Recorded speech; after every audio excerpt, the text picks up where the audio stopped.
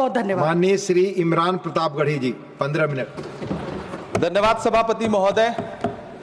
कभी सुदामा पांडे धूमिल जी ने कहा था कि एक आदमी रोटी बेलता है, एक आदमी रोटी खाता है, एक तीसरा आदमी भी है जो न रोटी बेलता है न रोटी खाता है, वो सिर्फ रोटी से खेलता है। वो तीसरा आदमी कौन है? मेरे देश की संसद मौन है। सभापति महोदय, वो भी क्या दिन थे जब संसद में देश का बजट पेश होता था तो देश की सड़कें ठहर जाया करती थीं। रेल बजट पेश होता था तो लोगों की उम्मीदें रेल के डिब्बों की तरह पटरियों पर दौड़ने लगती थीं। पूरा देश धड़कने रोक करके वित्त मंत्री और रेल मंत्री को सुना करता था। अफसोस, अब बजट पेश हो जाता है, मीडिया चैनल सरकार का महिमा मंडन करते हैं और बेचारी जनता बजट के आंकड़ों के शब्द जाल में उलझी हुई महीनों बाद समझ पाती है कि उसका तो फिर से कट गया। सभापति महोदय, पिछले 2 साल अमृतकालीन बजट पेश किए गए और इस बार एक नई शब्दावली गढ़ी गई है, तुष्टीकरण बनाम संतुष्टीकरण का बजट। सभापति महोदय, सुनने में कितना अलंकारिक लगता है ये शब्द। सोच रहा हूं देश की वित्त मंत्री और प्रधानमंत्री जी से पूछूं कि आखिर किसकी संतुष्टि? जिस बजट में मनरेगा के लिए 1 रुपए की बढ़ोतरी ना हो, वही पुराना 86,000 करोड़, जबकि पहले ही 9,754 करोड़ का घाटा हो, जिस मनरेगा से करोड़ों मजदूरों के घर में चूल्हा जलता हो, उस मनरेगा में काम करने वाले गरीब मजदूरों के लिए अगर आपके खजाने से 1 रुपया भी इजाफी नहीं निकल सका तो भला कौन संतुष्ट हुआ साहब? इस देश का गरीब मजदूर या आपके उद्योगपति दोस्त? वो जो महाराष्ट्र में लोकसभा और विधानसभा के बीच में 40 लाख मतदाता बढ़ाए गए थे, अरे उन्हीं के लिए मनरेगा का थोड़ा सा बजट बढ़ा देते। क्या उसमें मनरेगा का एक भी मजदूर नहीं था 40 लाख लोगों में? सारे के सारे 12 लाख की छूट वाले से आगे के लोग थे। सभापति महोदय, कल जब वित्त मंत्री जी देश की संसद में भाषण दे रही थी तो वहां मुंबई में कोई गरीब इंसान जब अपनी जेब टटोल करके अपनी मोटरसाइकिल में 1 लीटर पेट्रोल भरवा रहा था तो उस पेट्रोल की कीमत थी 103 रुपया प्रति लीटर। आखिर इतना महंगा पेट्रोल डीजल खरीद के कौन संतुष्ट हो रहा है? इस देश के गरीब लोग या फिर सरकार के चहेते धन्ना सेठ? सभापति महोदय, वित्त मंत्री जी इस बजट को मध्यम वर्ग को संतुष्ट करने वाला बजट बता रही हैं। अरे मैडम, हम आप यहां पर बैठे रहते हैं और वहां बाहर इसी दिल्ली में 1 लीटर दूध, चाहे वो अमूल का हो या फिर मदर डेयरी का हो, उसकी कीमत 73 रुपए लीटर है। इतना महंगा बेच करके कौन संतुष्ट हो रहा है? गरीब जनता या आपके धन्ना सेठ दोस्त? सभापति महोदय, इस सरकार का बाजार और महंगाई पर कोई नियंत्रण नहीं रह गया है। चाहे देश में लहसुन 400 रुपए किलो बिक जाए, टमाटर 100 रुपए किलो बिक जाए, प्याज का दाम सुनकर आंखों में आंसू आ जाए, लेकिन वित्त मंत्री महोदया बजट में महंगाई का मां भी नहीं बोलती हैं। बच्चों की किताब और पेंसिल तक पर टैक्स लगाने वाले सरकार से मैं पूछना चाहता हूं कि आप मध्यम वर्ग का हितैषी बताते हैं खुद को, तो शर्म नहीं आती है? खुद को धार्मिक कहने वाली सरकार भगवान श्री कृष्ण के प्रिय खाद्य पदार्थों दही और मक्खन तक पर जीएसटी लगाती है और बात करती है मध्यम वर्ग की हिमायती होने की। जिंदा रहते हुए जनता से हर चीज पर टैक्स वसूलने वाली यह सरकार कम से कम मरने पर तो लोगों को बख्श देती, लेकिन नहीं, वहां भी लूटना है। अंतिम संस्कार के सामान, अगरबत्ती, धूप बत्ती, केवड़ा जल, चंदन पाउडर, जौ, बताशा, काला तिल, पंचरत्न, कपूर और कफन तक पर टैक्स लेने वाली यह सरकार किस मुंह से खुद को मध्यम वर्ग का हितैषी बताती है? कौन सी संतुष्टि? किसकी संतुष्टि? कदम कदम पर टैक्स देकर लुटने वाली जनता की या फिर जनता से टैक्स वसूल करके धन्ना सेठों का खजाना भरने वाली सरकार की?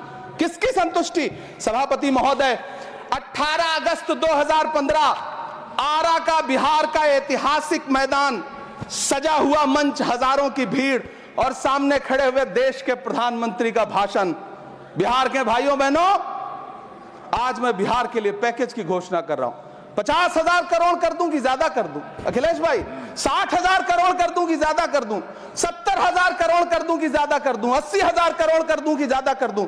चलो, मैं बिहार को 1.25 लाख करोड़ का पैकेज दे रहा हूं। 10 साल हो गए सभापति महोदय, वही ढाक के 3 पात, बिहार आज भी विकास की बाट जोह रहा है। भाषण आज भी प्रधानमंत्री जी के यूट्यूब चैनल पर सुना जा सकता है। जो झूठ बोल के करता है मुतमईन सबको, वो झूठ बोल के खुद मुतमईन नहीं होता। सभापति महोदय, ये तो राहुल जी का असर है। कौन सा शब्द सर, कौन सा शब्द? झूठ। ठीक है सर, मिथ्या बोल करके, जो मिथ्या बोल के करता है मुतमईन सबको, वो मिथ्या बोल के खुद मुतमईन नहीं होता। ये राहुल जी का असर है। जो मखाना बोर्ड की घोषणा हुई, अखिलेश जी आपको याद होगा, भारत जोड़ो न्याय यात्रा में 30 जनवरी 2024 को बिहार के रंगभूमि मैदान में राहुल गांधी जी का पूर्णिया में भाषण था और उसमें मखाना को लेकर उन्होंने आवाज उठाई थी। ये उनका असर है कि आपको मखाना बोर्ड बनाना पड़ा, वरना तो आप मैखाना बोर्ड बनाने वाले लोग हैं। सभापति महोदय, बिहार को झूठे पैकेज और चुनावी दिलासे देना बंद करिए। आज भी जब कोसी में बाढ़ आती है तो पूरा सीमांचल बर्बाद हो जाता है। मैंने उस तबाही को अपनी आंखों से देखा है। 2016-17 की बाढ़ में अपने इन्हीं हाथों से राहत सामग्री बांटी है मैंने। अगर सच में बिहार के लिए कुछ करना चाहते हैं तो बिहार को बाढ़ से बचाने का प्रबंध करिए। पूर्णिया एयरपोर्ट 10 साल से बाट जो रहा है, घोषणा 2014 में हुई, बन के आज तक तैयार नहीं हुआ। अलीगढ़ मुस्लिम विश्वविद्यालय का किशनगंज सेंटर बजट के अभाव में दम तोड़ता जा रहा है। मैंने पिछले बजट सत्र में भी आवाज उठाई थी। आज फिर वित्त मंत्री जी से अनुरोध करना चाहता हूं, दामन फैला करके, कि अलीगढ़ मुस्लिम विश्वविद्यालय का किशनगंज सेंटर बन जाने दीजिए। आखिर कौन सी नफरत है? यह मुल्क हमारा भी है, इस मुल्क की मिट्टी में हमारा भी खून पसीना शामिल है। हमसे इतनी भी क्या नफरत? रिश्तों की ये नाजुक डोरें तोड़ी थोड़ी जाती हैं, अपनी आंखें दुखती हो तो फोड़ी थोड़ी जाती हैं। सभापति महोदय, अल्पसंख्यक मंत्रालय का बजट काटकर मौलाना आजाद नेशनल फेलोशिप बंद कर देना, प्री मैट्रिक स्कॉलरशिप बंद कर देना, नई मंजिल योजना बंद करना, धरोहर योजना बंद करना। 2024-25 के बजट में माइनॉरिटी मिनिस्ट्री के लिए 3183 करोड़ रुपए की घोषणा हुई, लेकिन देश को हैरत होगी कि बाद में समीक्षा करके लगभग आधा कर दिया गया, 1868 करोड़ रुपए। मुझे सरकार से पूछना है कि कौन संतुष्ट हुआ? इस देश का अल्पसंख्यक संतुष्ट हुआ है या आप संतुष्ट हुए? किसका संतुष्टीकरण? सभापति महोदय, मैं प्रधानमंत्री जी से कहना चाहता हूं कि आप ही ने 1 मार्च 2018 को किंग अब्दुल्ला को, जॉर्डन के किंग अब्दुल्ला को मेहमान बना करके इसी दिल्ली में एक कॉन्फ्रेंस में कहा था कि मैं मुसलमानों के एक हाथ में कंप्यूटर और दूसरे हाथ में कुरान देना चाहता हूं। कंप्यूटर देने की बात तो छोड़िए, पढ़ाई के लिए जो स्कॉलरशिप मिल रही थी उसको भी छीन लिया आपने। किसको संतुष्ट करने के लिए? हम समझते हैं इस साजिश को। आप माइनॉरिटी मिनिस्ट्री का बजट काटते काटते एक दिन मिनिस्ट्री को ही बंद कर देना चाहते हैं। वो जहर देता तो सबकी नजर में आ जाता, सो ये किया कि हमें वक्त पर दवाएं न दी।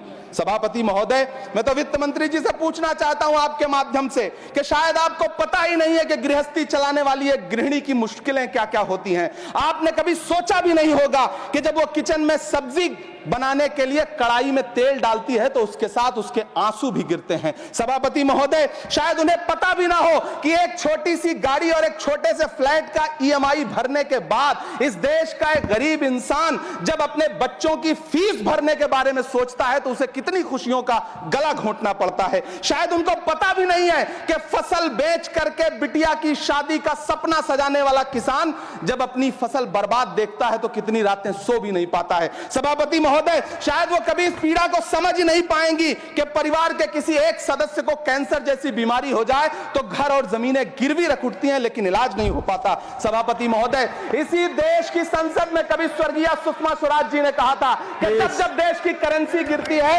तब देश की प्रतिष्ठा गिरती है। एक तरफ कोलंबिया जैसा छोटा सा देश और उसके प्रधानमंत्री गुस्तावो पेत्रो खड़े हैं जो कोलंबिया के नागरिकों को हथकड़ी लगाकर लाने वाले जहाज को अमेरिका बैरंग वापस लौटा दे रहे हैं, और दूसरी तरफ हमारे प्रधानमंत्री जी खड़े हैं जो बेड़ी और हथकड़ी लगा करके लाए गए बेटों के अपमान पर एक शब्द नहीं बोल रहे हैं। सभापति महोदय, मैं इतिहास के पन्ने पलट रहा हूं, मुझे 2 किरदार याद आ रहे हैं। एक तरफ निक्सन के 7वें बेड़े की धमकियों के सामने लोहे की तरह अडिग इंदिरा गांधी खड़ी हैं, तो दूसरी तरफ खुद ही नमस्ते ट्रंप का नारा लगाते हुए प्रधानमंत्री जी खड़े हैं। मेरे कानों में सुषमा स्वराज जी की आवाज गूंज रही है। बहुत कम बोलने वाले डॉक्टर मनमोहन सिंह ने बहुत ज्यादा बोलने वाले प्रधानमंत्री जी को जब देश की बागडोर सौंपी थी तो $1.58 का था, आज 85 से 87 के बीच में झूल रहा है। इन दिनों रुपए की अहमियत गिरती है तो न तो देश की प्रतिष्ठा गिरती है ना प्रधानमंत्री की गरिमा। जिस देश में 80 करोड़ लोगों को 5 किलो राशन के लिए कतारों में लगना पड़ता हो, उस देश में यह सरकार 12 लाख तक के टैक्स न लेने के लिए अपनी पीठ थपथपा रही है। हुकूमत इस कदर आवाम पर एहसान करती है, ये आंखें छीनती है और चश्मे दान करती है। सभापति महोदय, महाराष्ट्र का भिवंडी हो, मालेगांव हो, इचलकरंजी हो, यूपी का बनारस हो, मुआयमा हो, मुबारकपुर हो, रांची का छोटा नागपुर हो, बिहार का भागलपुर हो, हर जगह बुनकरों की उम्मीदें तोड़ रही हैं, लेकिन इस सरकार के पास उनके लिए कुछ भी नहीं है। मुरादाबाद का पीतल उद्योग, कानपुर का चमड़ा उद्योग, सहारनपुर का लकड़ी उद्योग, फिरोजाबाद का चूड़ी उद्योग, अलीगढ़ का ताला उद्योग, सब सरकारी प्लानिंग से तबाह हो रहे हैं। इन तमाम के बीच सरकारी सपोर्ट से बस एक उद्योग फल फूल रहा है, नोएडा का नफरत उद्योग। सभापति महोदय, जिस देश में 40 से 45% मेडिकल फैकल्टी की सीट खाली हो, वहां बजट में 75,000 नए मेडिकल सीट्स का ऐलान हो रहा है। सरकार बहादुर, कम से कम इस देश के पढ़े लिखे युवाओं को तो मूर्ख समझना बंद करिए। वो अब तिजारती पहलू निकाल लेता है। पहले 7500 मेडिकल सीट्स बाद में बनाइएगा, पहले जो एम्स में 2161 पद खाली पड़े हैं उनको तो भर दीजिए। वो अब तिजारती पहलू निकाल लेता है, मैं कुछ कहूं तो तराजू निकाल लेता है। मैं इसलिए भी तेरे फन की कद्र करता हूं तो झूठ बोल के आंसू निकाल लेता है। सभापति महोदय, फिर झूठ आया है, मैं उसे मिथ्या कर दे रहा हूं। शायरी में बार बार आ जाता है, क्या करूं महोदय। काश ये बजट, सभापति महोदय, वो एक शब्द मैं मिथ्या कर दे रहा हूं सर, वो एक शब्द को हटा दीजिए। ध्यान रखें, ऐसे जो भी शब्द होंगे आपके भाषण में सभापति महोदय, काश ये बजट बीपीएससी के पेपर लीक की शिकायत करने वाले नौजवानों पर बरसती हुई पुलिस के लाठियों पे, जख्मों पर मरहम लगा पाता। सभापति महोदय, पिछले 80 दिन से 70 साल का एक बुजुर्ग एमएसपी की लीगल गारंटी मांगता हुआ आमरण अनशन पे बैठा हुआ है। काश ये बजट किसान नेता जगजीत डल्लेवाल की टूटती हुई सांसों की पीड़ा सुन पाता। काश ये बजट प्रतियोगी परीक्षाओं की तैयारी के लिए दिल्ली, कोटा, पटना, अहमदाबाद जैसे शहरों में, इलाहाबाद जैसे शहरों में किताबों के साथ गल रहे युवाओं के सपनों को जिंदगी दे पाता। काश ये बजट वंदे भारत के सुनहरे विजुअल के बजाय देश की गरीब जनता को कुछ और पैसेंजर ट्रेनें दे पाता। काश ये बजट सीनियर सिटीजन को ट्रेन टिकटों में मिलने वाली रियायतें वापस लौटा पाता, जिनको सरकार ने कोविड के नाम पे छीन लिया था। काश ये बजट किसानों की राह में कीले नहीं बल्कि कालीन बिछाने वाला बन पाता। काश ये बजट सरकारी मालिकों को यह समझा पाता कि नेहरू को कोसने से अर्थव्यवस्था नहीं सुधरेगी, उसके लिए डॉक्टर मनमोहन सिंह साहब की अर्थ नीति अपनानी पड़ेगी। पिछले 11 साल से नेहरू जी को कोस रहे हैं, आखिर कब तक कोसिएगा?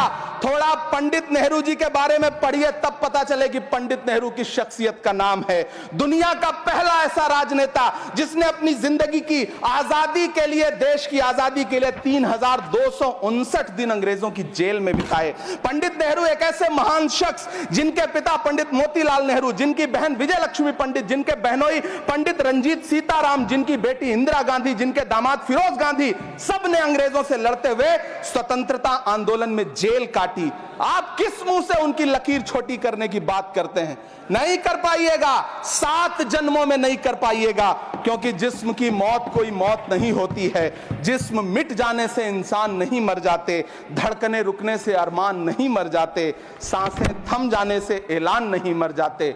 जिस्म की मौत कोई मौत नहीं होती है। सभापति महोदय, मैं आपके सामने खड़ा होकर के एक बहुत छोटी सी कहानी सुनाना चाहता हूं कि महान बादशाह सिकंदर ने जब यूनान फतेह किया तो जीत का जश्न मनाने के लिए शहर की सड़कों पर निकला, तो उसने देखा कि पूरा शहर तो जश्न मना रहा है, एक फकीर सड़क के किनारे चादर तान के सो रहा है। सिकंदर को गुस्सा आया, घोड़े से उतरा, उस फकीर के पास गया और उसे सोता देख करके उसे जोर की एक लात मारी और लात मार के कहा कि क्यों रे फकीर, मैंने यूनान फतेह कर लिया, लोग जश्न मना रहे हैं और तू सो रहा है।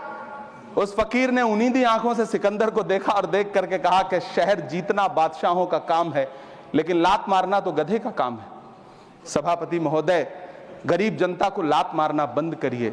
ये अमीरों के लिए बनाया गया बजट है, ये निराशाजनक बजट है। हम अमृतकाल सुनते आ रहे थे, ये अमृतकाल इतनी जल्दी समाप्त हो गया कि अब अमृतकाल का कोई नाम तक नहीं लेना चाहता है। इसलिए मैं इस सदन में खड़ा होकर के देश की वित्त मंत्री महोदया से कहना चाहता हूं कि आपने अल्पसंख्यकों के बजट में जो कटौती की है उसको बहाल करिए। आपने मनरेगा को जो स्थिर रखा है उसका घाटा 9,754 करोड़ है, कम से कम उतना बढ़ा करके फिर से उसे बहाल करिए। नौजवानों के लिए रोजगार दीजिए, किसानों को एमएसपी की लीगल गारंटी दीजिए। यही मैं आपसे अपील कर रहा हूं। धन्यवाद सर, आपने इतना जो समय दिया उसके लिए शुक्रिया। माननीय श्री बाल योगी